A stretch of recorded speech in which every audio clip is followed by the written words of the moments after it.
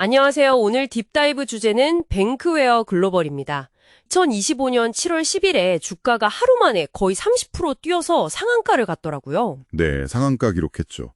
근데 이게 뭐 회사 내부 소식 이런 거보다는 외부 신호, 특히 그 정책 관련 발언 때문이었다. 이런 분석이 많네요. 맞습니다. 그게 흥미로운 지점이에요. 이번 딥다이브에서는 이 주가 급등 도대체 왜 그랬는지, 그 의미는 뭔지 좀 명확하게 파헤쳐 보겠습니다. 자, 바로 시작해 볼까요? 네, 좋습니다.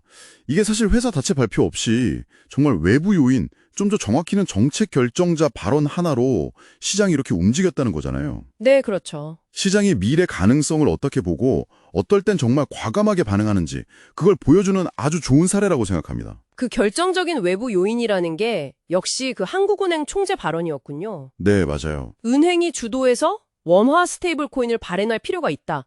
이 말을 하자마자 그냥 시장이 바로 반응을 한 건데 혹시 그때 뭐 다른 시장 분위기 같은 것도 영향이 있었을까요? 아, 네. 그것도 중요했어요. 마침 그때 전반적으로 기술주들이 좀 강세를 보이고 있었고, 기술주 강세? 네. 그리고 이제 금리 인하에 대한 기대감도 조금씩 생겨나던 그런 시점이었거든요. 네네. 이런 좀 우호적인 분위기 속에서 중앙은행 총재가 딱 그런 발언을 하니까요.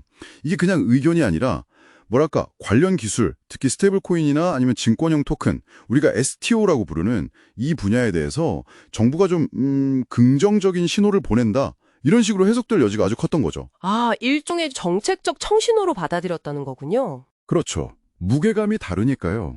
그러면 뱅크웨어 글로벌은 그냥 운 좋게 수혜를 본 게 아니라 이런 신호가 왔을 때 그걸 받아먹을 준비가 좀 되어 있었다 이런 얘기네요. 바로 그겁니다. 그 자료 보니까 증권형 토큰 수익 배분 시스템 관련해서 특허도 가지고 있고 또 STO 시장 자체를 회사의 어떤 새로운 블루오션으로 보고 계속 투자를 해왔다 이런 내용이 있던데 이게 중요했겠군요. 네, 아주 핵심적인 부분입니다. 그런 선제적인 움직임, 그리고 말씀하신 그 특허 확보 같은 거요. 이런 구체적인 준비 상황이 단순한 기대감을 넘어서는 거죠. 아, 이 회사가 실제로 뭔가 경쟁 우위를 가질 수도 있겠다. 이런 가능성으로 시장에 비춰진 겁니다. 그러니까 시장 참여자들이 이제 미래 디지털 금융이라는 큰 그림 안에서 뱅크웨어 글로벌이 어떤 역할을 할 수 있을지 좀 더 구체적으로 상상하게 된 거죠. 미래 기술에 대한 준비가 어떻게 기회가 되는지 딱 보여주는 부분이에요. 회사의 원래 사업하고도 좀 연결해서 봐야 할 것 같은데요. 이 회사가 원래는 코어 뱅킹 솔루션, 그러니까 은행의 핵심 업무 처리하는 엔진이잖아요.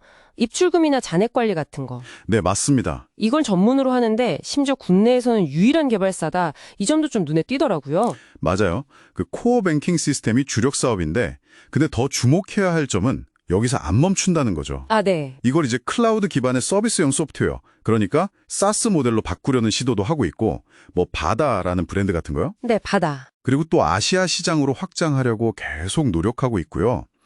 그러니까 전통적인 금융 IT 회사에 머무르는 게 아니라 STO나 스테이블 코인 같은 미래 금융 기술까지 다 끌어안으려는 이런 다각화 전략.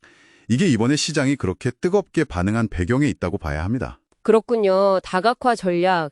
근데 재무제표 보면 약간 고개를 갸웃하게 되는 부분도 있어요. 이렇게 시장 기대는 큰데 실제 실적은 최근 몇 년간 계속 영업 손실 상태였더라고요. 네, 맞아요. 2023년도 그렇고 24년 예상치도 심지어 25년 1분기까지도 적자였던데 이건 어떻게 해석해야 되나요? 아, 정말 중요한 걸 지적해 주셨어요. 바로 여기서 시장의 시각이 딱 드러나는 거죠. 네. 지금 당장의 수익성 지표보다는 미래의 성장 잠재력, 특히 아까 말한 그 정책 지원 가능성이랑 맞물린 신사업들 있잖아요. STO나 스테이블 코인 같은 거. 네, 신사업. 여기에 훨씬 더 큰 점수를 준 거예요. 물론 뭐 부채 비율을 낮춘다거나 순연금 상태를 유지한다거나 이런 식으로 재무 건전성을 관리하려는 노력도 보이긴 합니다. 아, 그런 노력도 있군요. 네, 그런 것도 뭐 긍정적인 신호는 됐겠죠. 하지만 역시 핵심은 미래에 대한 베팅이었다. 이렇게 봐야 합니다. 알겠습니다.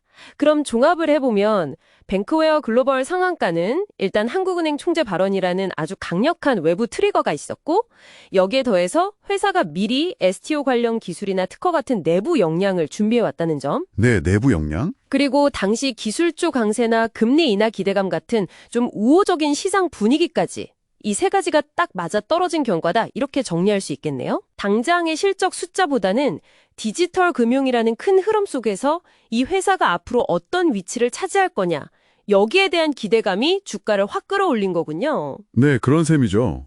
그래서 이제 앞으로가 더 중요해진 겁니다. 이 높은 기대치, 이 미래 가능성을 어떻게 진짜 수익으로 증명해내느냐. 그렇죠. 증명이 필요하죠. 네, 그 STO 특허나 블루오션 전략이라는 게 그냥 말로만 끝나는 게 아니라 실제 계약으로 이어지는지, 구체적인 서비스가 나오는지, 그리고 결국에는 재무제표에 그게 반영돼서 실질적으로 개선되는 모습이 보이는지, 시장은 이걸 계속 지켜볼 겁니다. 기대가 현실이 되려면 이제 숫자로 보여줘야 하는 거죠. 그렇군요. 자, 그럼 마지막으로 여러분께 질문 하나 던지면서 마무리할까 합니다.